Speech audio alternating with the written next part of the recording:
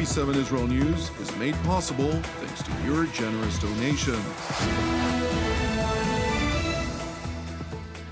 Shalom, Erev Tov, good evening. This is TV7 Israel News, broadcast to you from Jerusalem.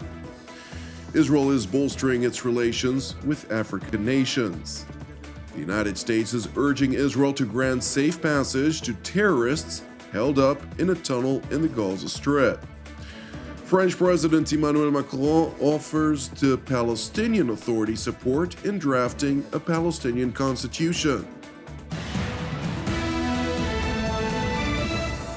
Israel is bolstering its relations with African nations. Israeli President Yitzhak Herzog concluded a state visit to the Democratic Republic of Congo, the second most populous country in the continent, during the course of which he praised the deep-rooted relations between Jerusalem and Kinshasa. I bring with me from the Holy Land and from the sacred city of Jerusalem the warm wishes of the entire people of Israel, who share, as I do, a deep affection, regards, and curiosity towards Africa, towards this beautiful nation, the Democratic Republic of Congo. Our nations share so much. Of course, we share the deep and rooted connection to the Bible, but also a real mutual friendship that has been ongoing for decades. As you mentioned correctly, my own father, Chaim Herzog, who was Israel's sixth president, paid a historic state visit to this country over 40 years ago. And I know how moved and grateful he was to be paving a path towards friendship between our peoples. It feels so meaningful for me now to be following not only in his physical footsteps, but also in the pursuit of the same vision of friendship between our nations. It is interesting to know that following the collective breakdown of African relations with the State of Israel in support of the Egyptian surprise attack that triggered the 1973 Yom Kippur War, the Democratic Republic of Congo, which was then called Zaire, became the first African nation to re-establish ties with the State of Israel in 1982, effectively opening the door for renewed relations between Jerusalem and many other African nations that followed in Kinshasa's footsteps. And while anti-Israel regimes in Africa, such as the ANC in South Africa and the pro-Iranian government in Algeria, are working tirelessly to oust Israel from African fora, the Republic of Congo has stood tall in support of Israel's inclusion to include the African Union. We are very grateful for your support of us in the African Union, where Israel has to take its central role and central seat, as Africa is so important to the heart of the Israeli nation for so many generations, and there's no reason why African nations should push us out. Mr. President, conflict is not only confined to the Middle East, and I'm hopeful that Africa, too, will garner the attention and aid of the world in solving its own conflicts and crises. That's why I welcome the fact that the United States of America, led by President Trump, is pursuing a peace agreement between you and Rwanda. And there are other major humanitarian crises in Africa, such as in Sudan. And I wish that the world attention will focus there rather than obsessively focusing on Israel. Turning to the Gaza Strip, where the Islamist Hamas, via its patrons Qatar and Turkey, are urging the United States to pressure Israel to grant safe passage to approximately 130 Hamas terror operatives who are trapped in subterranean infrastructure beneath the southern enclave's town of Rafah. The terrorists were located in tunnels beneath Rafah when President Trump's 21-point ceasefire plan took effect and were unable to make their way to areas under Hamas's control. Meanwhile, the Trump administration acquiesced to Qatar's request, and in a meeting between U.S. envoy Jared Kushner and Prime Minister Benjamin Netanyahu earlier this week, the former conveyed a message to the Israeli leader urging him to release all of the terror operatives into areas under Hamas's control without their arms, and which the American envoy insisted should be considered part of the process of the Gaza Strip's demilitarization. However, thus far Israel has objected to the proposal, viewing it as naive, since the terror operatives would undoubtedly pick up arms once they enter into Hamas's controlled territory. Special Envoy Jared Kushner is here in Israel and had a meeting with the Prime Minister this morning in his office here in Jerusalem. Together, the two discussed Phase 1, which we are currently still in to bring our remaining hostages, and the future of Phase 2 of this plan, which includes the disarming of Hamas, demilitarizing Gaza, and ensuring Hamas will have no role in the future of Gaza ever again. While the United States is working tirelessly to try and realize the ambitious 21-point plan for the Gaza Strip, the Islamist Hamas is positioning itself to preserve power in the enclave, effectively refusing to disarm.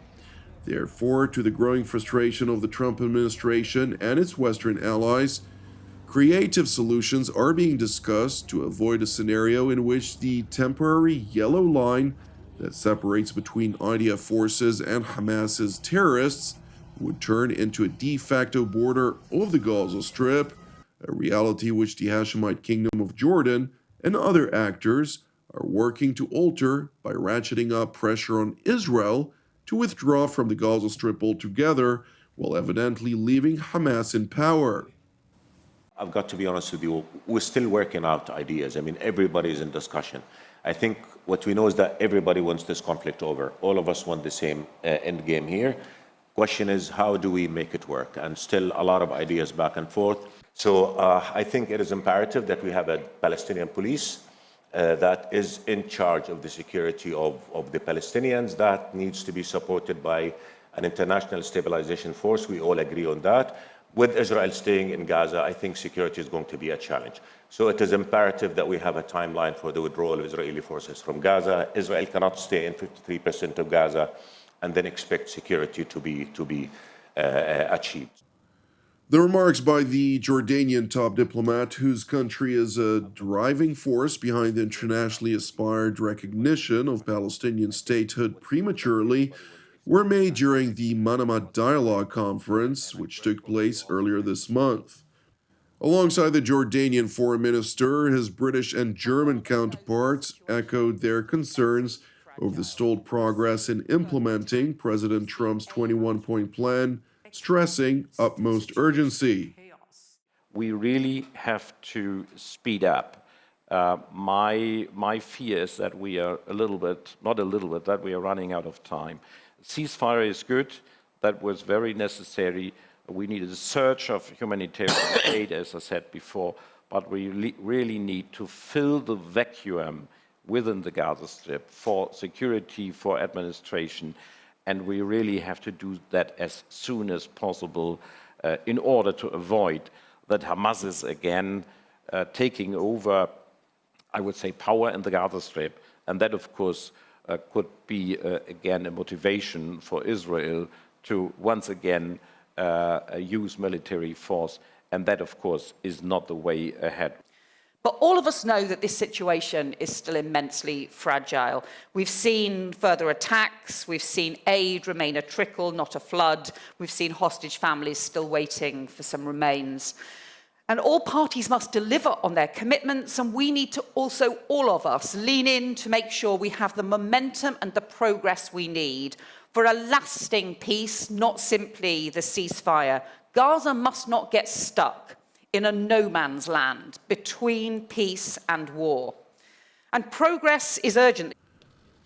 Turning to Paris, where French President Emmanuel Macron, who formally recognized a Palestinian state in September, hosted Palestinian Authority Chairman Mahmoud Abbas, during the course of which he announced a French initiative to establish a joint committee with the Palestinians for the consolidation of a Palestinian state. This committee will be responsible for working on all legal aspects, constitutional, institutional, and organizational. It will contribute to the work of developing a new constitution, a draft of which President Abbas has presented to me, and will aim to finalize all the conditions for such a state of Palestine. The French leader further voiced his support for the American 21-point plan, which Macron insisted, quote, paves the way for peace and the establishment of a Palestinian state. However, the French leader evidently failed to remember that according to President Trump's plan for Gaza, it explicitly stresses that while it recognizes the Palestinian people's aspiration for statehood, it requires the deeply corrupt and terror-sponsoring Palestinian Authority to comprehensively reform. Moreover, Clause 21 mentions that the United States will establish a dialogue between Israel and the Palestinians to agree on a political horizon for peaceful coexistence, stopping short from mentioning statehood. Thank you for watching TV7 Israel News. I would like to say thank you if you're a supporter of TV7 Israel, since your donation is essentially helping us produce our daily news updates from here in Jerusalem. If you haven't yet supported TV7 Israel, which is exclusively donation-based, please consider doing so. You can donate via our website at www.tv7israelnews.com. Separately, as ever, pray for our brothers and sisters facing persecution globally, along with prayers for the peace of Jerusalem and redemption of Israel. I'm Jonathan Hassan, wishing you an Erev Mevorach. God willing, until our next update, Shalom from Jerusalem.